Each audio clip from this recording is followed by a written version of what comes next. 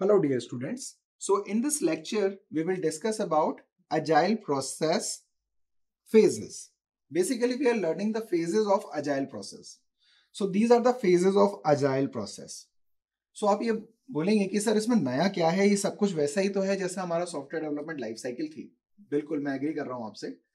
आप बस इतना समझिएगा कि इस पर्टिकुलर फेजेस को हमने डिफरेंट कॉन्टेक्स्ट में डिफरेंट वर्जन्स क्रिएट किए अजाइल के, जो कि स्पेसिफिक रिक्वायरमेंट को एड्रेस कर रहे होंगे. तो इसलिए बहुत ही डायनेमिक टाइप का ये मॉडल है और आज के डेट में सॉफ्टवेयर डेवलपमेंट स्ट्रेटेजीज में ये मॉडल सबसे ज्यादा फॉलो किया जाता है. सॉफ्टवेयर डेवलपमेंट के लिए agile is a first choice, right. अब इसके कारण है, और वो कारण क्या है आप यहाँ पे देखिएगा. Scrum, crystal, extreme programming, feature driven development जिसको अपन एफडीडी भी बोलते हैं शॉर्ट फॉर्म, लीन सॉफ्टवेयर डेवलपमेंट, ये वो पर्टिकुलर वेरिएशंस हैं. ये 5 मॉडल आपके सामने हैं अजाइल के, जो कि डिफरेंट डिफरेंट कॉन्टेक्स्ट में जैसी यूजर की रिक्वायरमेंट होती है उस हिसाब से फॉलो किए जाते हैं. ठीक है. सो ये 6 के 6 जो अपने फेजेस थे एसडीएलसी के, आपको मुझे लगता है समझ में आ रहे होंगे. और हमने अजाइल में डिस्कशन किया था आरयूपी से जस्ट पहले, जो अपन रैशनल यूनिफाइड प्रोसेस पढ़ रहे थे उससे पहले एक जनरल इंट्रोडक्शन मैंने दिया था आपको अजाइल का. तो उस पर्टिकुलर डायग्राम को फॉलो कीजिएगा.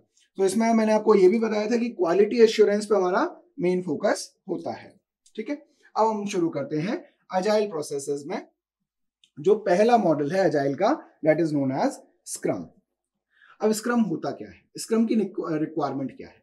सो स्क्रम बेसिकली यूज क्यों किया जाता है? It is use to manage task in team based development condition, जहां पर आपकी टीम डिवाइडेड है, टीम में आपको काम करना है, और उसमें हमने एलोकेशन की बात करें, मैनेजमेंट की बात करें, तो ये स्क्रम मॉडल फॉलो होता है.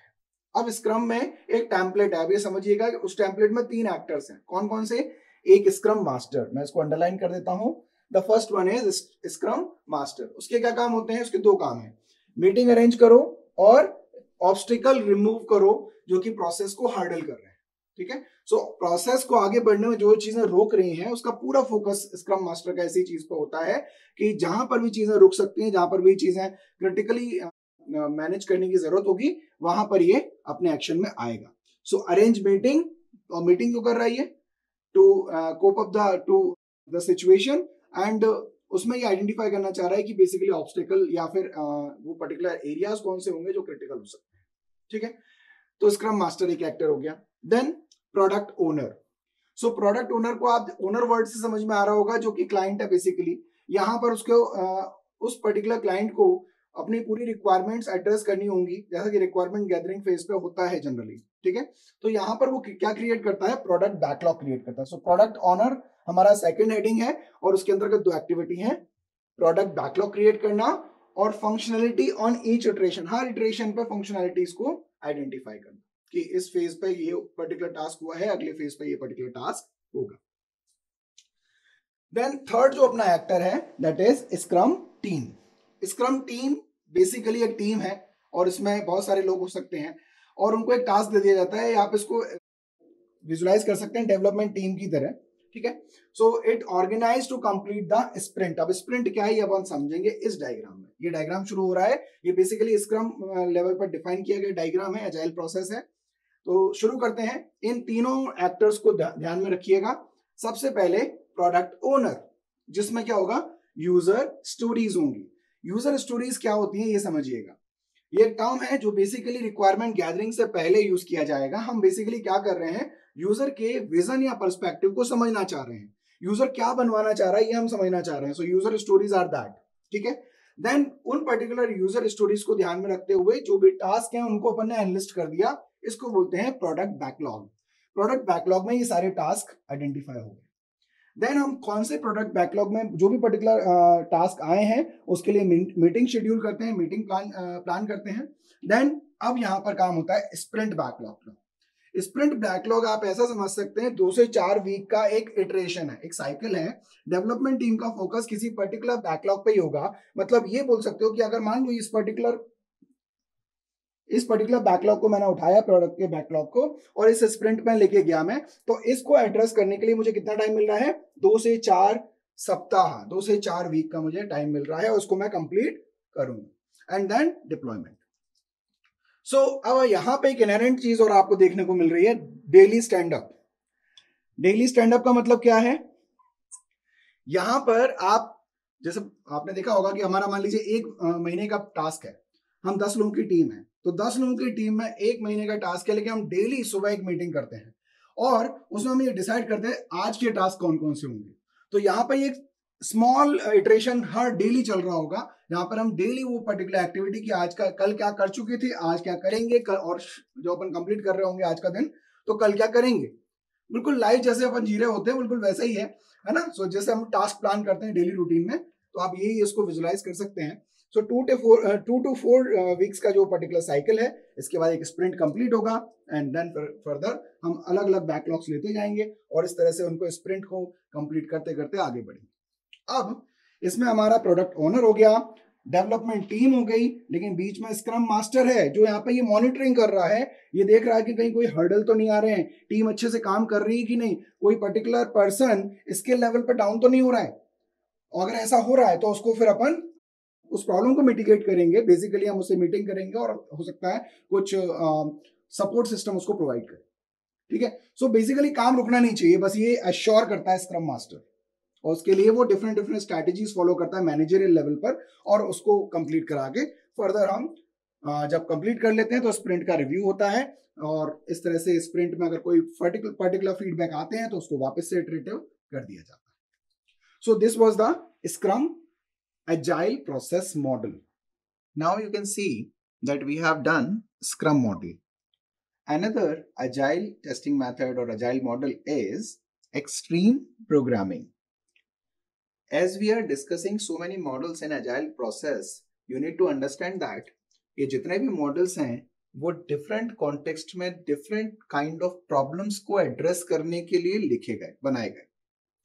कल की डेट में अगर आपको भी लगता है कि किसी पर्टिकुलर पॉइंट पर कोई अजाइल मॉडल सफिशिएंटली एड्रेस नहीं कर रहा है, then you can also deploy your own model, you can also follow the strategies of this model, you can pick it up and make your customised model to address certain kind of problem, right.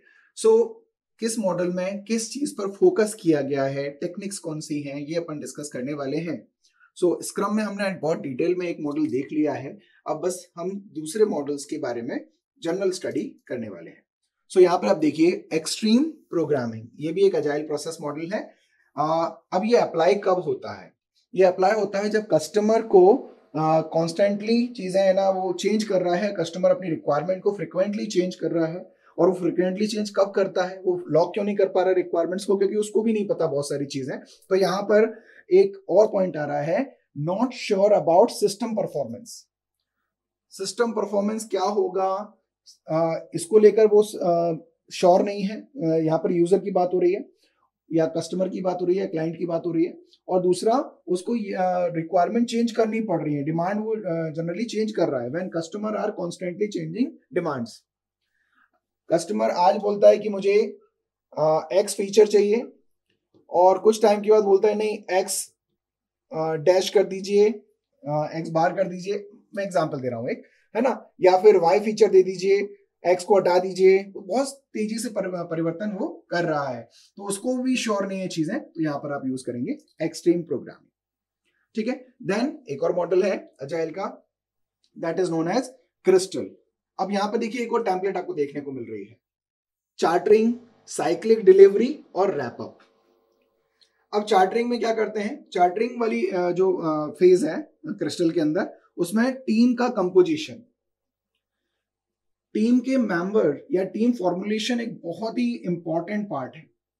आपने देखा होगा generally team composition में क्या करते हैं अपन, जैसे मैं chess की बात करूं तो सबसे पहले अपना क्वीन हो गया, वजीर हो गया, ठीक है, उसके बाद पैदल सैनिक, हाथी, घोड़े, आप सारी चीजों का सेटअप देखिएगा, ठीक है।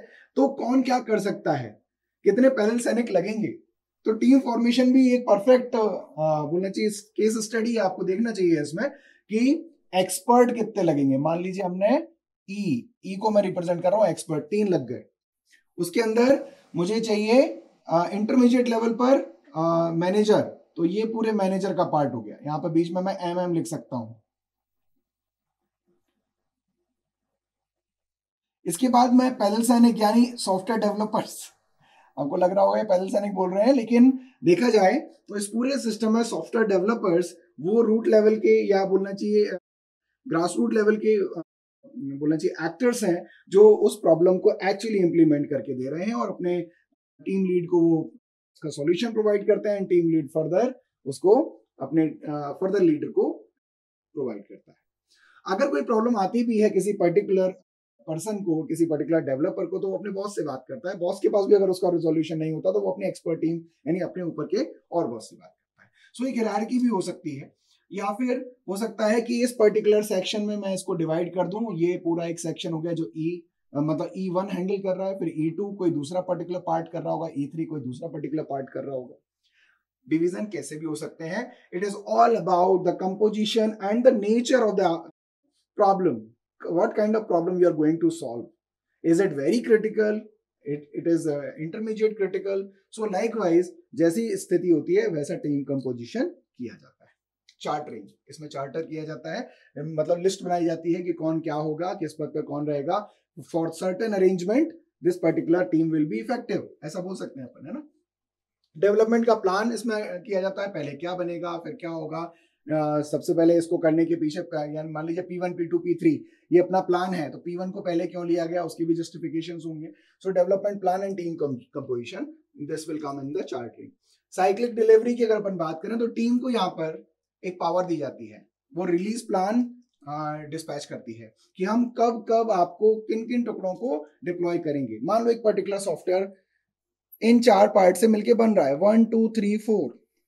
अब रिलीज प्लान क्या रहेगा, हो सकता है 1 पहले आ जाए, हो सकता है 3 उसके बाद आए, हो सकता है 2 उसके बाद आए, और हो सकता है 4 सबसे लास्ट में आए। ठीक है, तो ये उसका रिलीज प्लान होगा कि हम वर्जन, जो भी वर्जन में हम डिप्लॉयमेंट करेंगे, इंक्रीमेंटल डिप्लॉयमेंट जो हम करेंगे, उसमें आपकी इस पूरे टास्क सेट को, ये टास्क टी है, इसका T1 पार्ट पहले होगा, देन T3 पार्ट सेकंड पे डिप्लॉय होगा, T2 पार्ट को हम थर्ड पे डिप्लॉय करेंगे, एंड T4 को हम सबसे लास्ट में डिप्लॉय करने वाले हैं। सो रिलीज प्लान आप समझ रहे होंगे, वो यहाँ पे पावर दी जाती है टीम को कि वो अपना रिलीज प्लान बताए। उसके बाद इंटीग्रेटेड प्रोडक्ट डिलीवरी, इसका प्रोविजन भी दिया जाता है कस्टमर के लिए। ये जो टीम है वो जो भी पर्टिकुलर सॉल्यूशन बन रहा है वो पिछले सॉल्यूशन के साथ इंटीग्रेटेड रहेगा, है ना। ऐसा नहीं होगा पिछला वाला निपट गया, पिछला वाला मतलब डिस्ट्रॉय नहीं होगा, it will be add on and incremental way पे वो पर्टिकुलर सॉफ्टवेयर बड़ा होता जाएगा। रैपअप में आप ये समझिएगा कि इसमें डिप्लॉयमेंट एंड पोस्ट डिप्लॉयमेंट की हम बात करते हैं, तो डिप्लॉयमेंट के बाद जो फीडबैक आते हैं उसको ओवरकम करके देन पोस्ट डिप्लॉयमेंट उसमें टेक अपॉन करते हैं। Wrap up is just a deployment process, ठीक है। सो इन प्रोसेसेस को आप समझ लीजिए। इस कॉन्टेक्स्ट में जब भी प्रॉब्लम को हैंडल करना हो, इस तरह की रिक्वायरमेंट्स हो तो कस्टमर को अप्लाई करेंगे। अगर इस तरह की रिक्वायरमेंट्स हो तो एक्सट्रीम प्रोग्रामिंग को अप्लाई करेंगे। स्क्रम को अप्लाई कब करेंगे अपन डिस्कस कर चुके हैं। DSDM, इसमें time boxing, Moscow rules and prototyping, ये 3 पर्टिकुलर टेक्निक्स यूज होती हैं। इन DSDM, that is known as Dynamic Software Development Model, it comprise or it use 3 techniques: time boxing, Moscow rules and prototyping. तो आप ये समझिएगा कि team have the right to make decision, यहाँ पे team को अपने पावर देके रखी हुई है। अब टाइम बॉक्सिंग का मतलब क्या है, मतलब वर्ड से ही समझ में आ रहा होगा कि मान लीजिए T1 T2 T3 likewise task लगे हुए हैं लाइन से, और हमने उनका टाइम फिक्स करके रखा हुआ है कि ये टास्क कितने टाइम में कंप्लीट हो जाएगा। अगर किसी पर्टिकुलर सीरीज में कोई टास्क लगे हुए हैं और कोई पर्टिकुलर टास्क डिले होता है तो आपको पता होगा कि बाकी के टास्क भी उस पर इफेक्ट डालेंगे, डिले हो जाएंगे, है ना। सो यहाँ पर हमारी कोशिश ये रहती है कि हम टाइम बॉक्सिंग करें और उस पर्टिकुलर टास्क को उतने अमाउंट में और अमाउंट ऑफ टाइम में कंप्लीट करने की कोशिश करें, ठीक है। तो ये थोड़ा सा टाइम बॉक्सिंग का कंसेप्ट लाया इसलिए गया है कि हम यहाँ पर लिमिटेड टाइम में उस पर्टिकुलर टास्क को कंप्लीट करना चाह रहे हैं। इसके अलावा it follows Moscow rules. So Moscow rules का मतलब क्या है, पहले तो ये समझिए। वो फीचर्स, वो सारी चीजें जो, वो रिक्वायरमेंट जो फीचर का पार्ट होनी चाहिए। सो must have, should have, could have का मतलब आप समझ रहे होंगे कि मे बी और मे नॉट बी, है ना, और विल नॉट हैव, ऐसा नहीं होना चाहिए। तो ऐसी चीजें जो नहीं होना चाहिए, जिसको अपन नेगेशंस में लाना चाह रहे हैं, ऐसी कोई चीजें हैं तो वो अपन विल नॉट हैव में लिखेंगे। कुड हैव में लिखेंगे कि भाई कर सको तो कर देना, तो could have. should have, must have are the compulsory things. So ये particular requirements, ये particular जो चीजें हैं वो इन कैटेगरीज में, इन 4 कैटेगरीज में मेंशन की जाती हैं DSDM में. देन प्रोटोटाइपिंग, हम यहाँ पे प्रोटोटाइप्स क्रिएट करते हैं. सो DSDM एक मॉडल हो गया, क्रिस्टल हो गया, एक्सट्रीम प्रोग्रामिंग हो गया, स्क्रम हो गया. Now we are coming forward to FDD, that is known as feature driven design model. यहाँ पर हमारा पूरा फोकस होता है कि हम फीचर्स को ग्रैनुलर लेवल पर बनाएं. अब ये समझिएगा एक मतलब क्या है, हम छोटे छोटे फीचर्स बनाकर रेडी रख लें, ठीक है, और इन फीचर्स को हम बाद में इंटीग्रेट कर सकें. सो फीचर ड्रिवन प्रोग्रामिंग होती है, ये डिजाइन होता है जिसमें हम कोशिश करते हैं कि स्मॉल डिप्लॉयबल फीचर्स हम बना पाए, ठीक है. देन हमारा अगला मॉडल है लीन सॉफ्टवेयर डेवलपमेंट मॉडल. यहां पर हमारा कोशिश होती है जस्ट इन टाइम प्रोडक्शन करने की, ठीक है. इसमें हमारी कोशिश में 2 पर्टिकुलर फैक्टर्स होते हैं कि हम सॉफ्टवेयर डेवलपमेंट की स्पीड को बढ़ाना चाहते हैं और सॉफ्टवेयर की कॉस्ट को हमारा फोकस होता है हम कम करना चाह रहे हैं. आपने जितने भी अभी तक मॉडल देखे एजाइल के अंदर, इन सभी का एक कॉन्टेक्स्ट है. किसी भी मॉडल को ऑप्ट करने के पीछे का एक कारण है, और अगर वो सर्टेन सिचुएशन आपको अपने प्रोजेक्ट डेवलपमेंट में भी फील होती है तब आप उस मॉडल को उसमें अप्लाई कर सकते हैं. So there are some conditions की what are the best case when we need to choose extreme programming, we need to choose lean software development, or we need to choose Scrum or DSDM or either FDD. So this is all about agile testing methods. Thank you.